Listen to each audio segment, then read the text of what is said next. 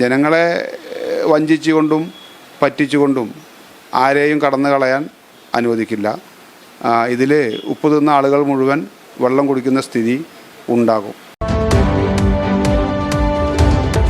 കേരള ജനതയുടെ വിശ്വാസത്തെ ചൂഷണം ചെയ്തുകൊണ്ട് പാതി വിലയ്ക്ക് ഗൃഹോപകരണ സാധനങ്ങൾ ഉൾപ്പെടെ നിരവധിയായ വസ്തുക്കൾ നൽകാമെന്ന് പറഞ്ഞുകൊണ്ട് 430 കോടി രൂപയാണ് അനന്തകൃഷ്ണൻ എന്ന യുവാവ് തട്ടിയെടുത്തത്. ഈ തട്ടിപ്പിൽ നിരവധിയായ പെരിന്തൽമണ്ണക്കാരും പെട്ടുപോയിട്ടുണ്ട്. പലരും നാണക്കേട് ഭയന്നുകൊണ്ട് പുറത്ത് പറയാതിരിക്കുന്നവരാണ്. എങ്കിലും ഒരുപാട് ആളുകൾ ഈ തട്ടിപ്പിന്റെ ഭാഗമായിട്ടുണ്ട്. നിലവിൽ CPIM ഗുരുതര ആരോപണങ്ങളുമായി രംഗത്ത് വരികയാണ്.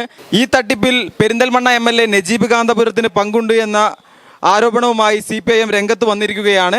ജനപ്രതിനിധികളുടെ കൂടെ ചേർന്ന് നിന്നുകൊണ്ട് തുടക്കം മുതൽ ജനങ്ങളുടെ വിശ്വാസം നേടിയെടുക്കാൻ ഈ തട്ടിപ്പുകാരൻ ശ്രമിച്ചിരുന്നു.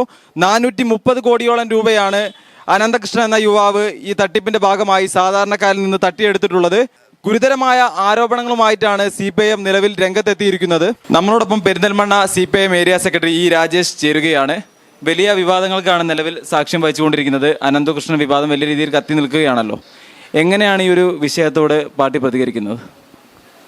അല്ല, ഈ വിഷയത്തോട് പാർട്ടി പ്രതികരിക്കുന്നത് എങ്ങനെയാണെന്ന് ചോദിച്ചാൽ, ഒന്ന്, ഇതൊരു വലിയ തട്ടിപ്പാണ്. അനന്തകൃഷ്ണൻ എന്നൊക്കെ പറയുന്നത് ആയിരക്കണക്കിന് കോടി രൂപയുടെ തട്ടിപ്പ് നടത്തിയിരിക്കുകയാണ്. അതിൻ്റെ അന്വേഷണം നടക്കുന്നുണ്ട്. അയാളിപ്പോൾ അറസ്റ്റിലായിട്ടൊക്കെ ഉണ്ടല്ലോ. ഇവിടെ പെരിന്തൽമണ്ണ കേന്ദ്രീകരിച്ചുകൊണ്ട് അതുമായി ബന്ധപ്പെടുത്തിയിട്ടുള്ള തട്ടിപ്പ് നടന്നിട്ടുണ്ട്.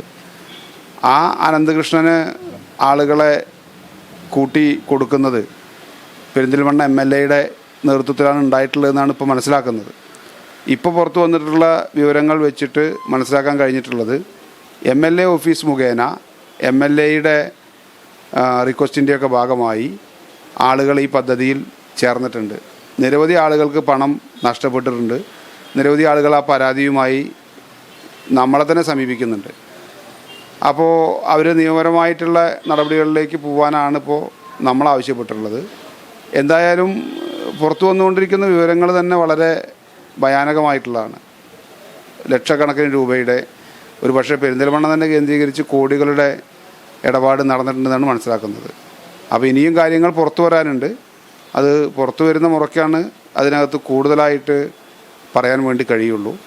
ഒരു കാര്യം ഉറപ്പാണ്, ജനങ്ങളെ വഞ്ചിച്ചുകൊണ്ടും പറ്റിച്ചുകൊണ്ടും ആരെയും കടന്നു കളയാൻ അനുവദിക്കില്ല.